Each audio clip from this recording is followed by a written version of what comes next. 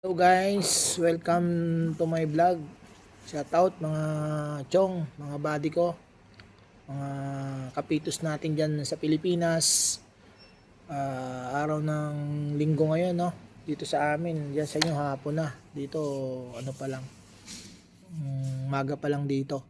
So tulad ng aking pinangako sa inyo guys, meron tayong isang hihimay ngayon na katanungan ng isa nating kapitos na si Ronel, kilala Sese from Bulacan State University. So ito yung tanong niya, Sir, clarification lang po, puti o white team tumira pero yun nga may pito, dead ball, basket. So basket daw, may biglang pumito, nalipay. So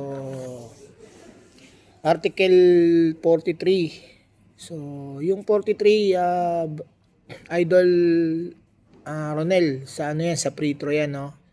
Yung mamaya, kaklaro natin yan, no? That's jumble po. So, Article 12 tayo pag jumble is last hellball, no?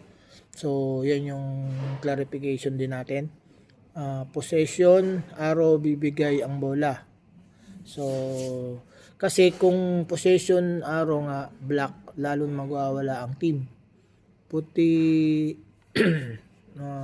pero kung yan ang rules dapat ganun gawin dahil hindi na pwede itama ang mali sa isa pang pagkakamali. Tama naman si brother Ronel, no? So, yung isang nagawa natin minsan na mali, wag na natin ulitin na mamaliin pa rin natin kahit na ikakasama ng isang team, no? Lalo na pag possession, wala naman tayong pinipili dyan kasi sa alternate possession arrow o APA. So yan yung ruling natin pagdating dun sa ganyan. Yung sample nito, ito yung video natin last time yung nagkaroon ng inadvertent blowing of whistle yung rep na biglang na-basket pa, no? So kahit na parang napapito siya, parang ganon.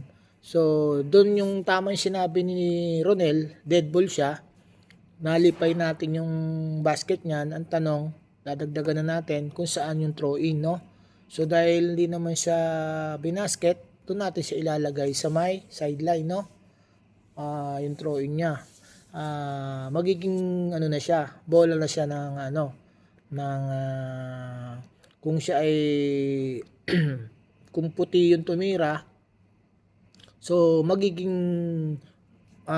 bola na siya ng ano, ng itim, no? Dito sa ano natin, scenario natin kung yun yung sinasabi ni Ronel, no? So ganun lang ang gagawin natin diyan.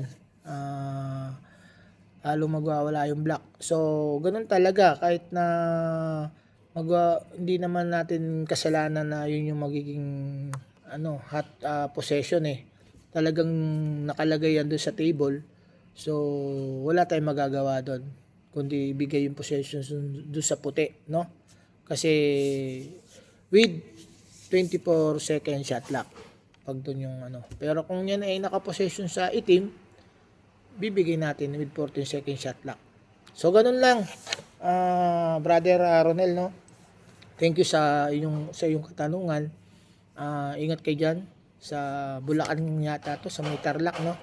Lalo na yung aking mga rabro diyan sa Kapas, kay Rapi Pacifico. Ingat kayo diyan palagi, mga referee ko diyan.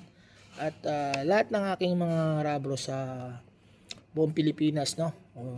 Onliner sa saan mang sulok ng daigdig ka naroroon. Lahat nating kabaro, lahat ng ating mga kabadis, katracker, Pilipinas man o Europa o saan man lupalop ng daigdig. Ingat po kayo palagi at medyo maulan ngayon talaga kahit dito sa Europa maulan dito. Lalo na pag nag-Denmark tayo. Nakita niyo yung video ko last time, medyo talagang malakas ng ulan.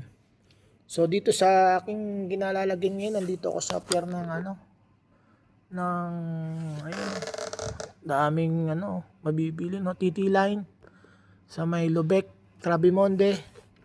So rest tayo ngayon dito guys. Medyo hintay pa tayo ng message ng ating planner kung saan tayo ipapadpad ng ating trabaho, no? So muli, paki-follow, like and share lang ng videos natin para mapanood din ng iba. Bye bye and God bless you all.